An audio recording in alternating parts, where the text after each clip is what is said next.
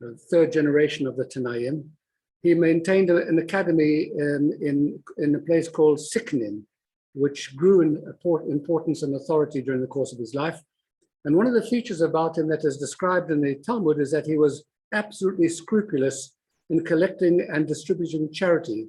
And on one occasion, when his own money, which he had planned to use for Purim, had become mixed up with the charity funds, he gave everything away to the poor. And later on, a while later, Rabbi Elazar ben Yaakov said that no one should contribute to a charity unless the administrator is like Rabbi Hanania ben Teradion. And that's a good excuse for not. That's a really good excuse for not giving tzedakah anymore.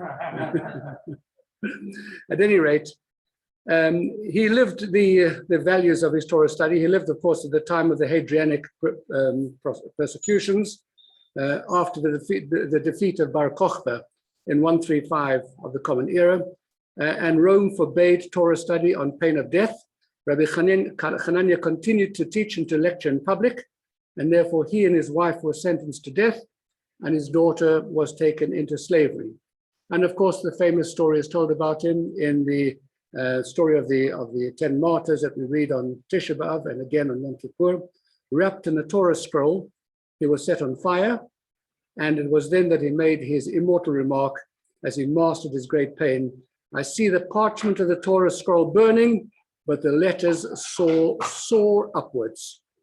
So moved by his courage and intense piety was the Roman attendant that he said to him, "If I hasten your death to spare you extra pain, will you see that I live in the world to come and the hereafter?"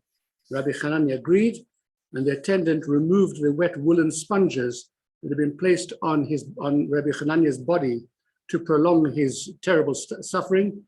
And Rabbi Hanania then died at once. And then, apparently, according to our tradition in the Talmud, the attendant jumped into the flames himself. A second daughter was Bruria. She was very famous. She was exceptionally learned and talented. She was the wife of Rabbi Meir.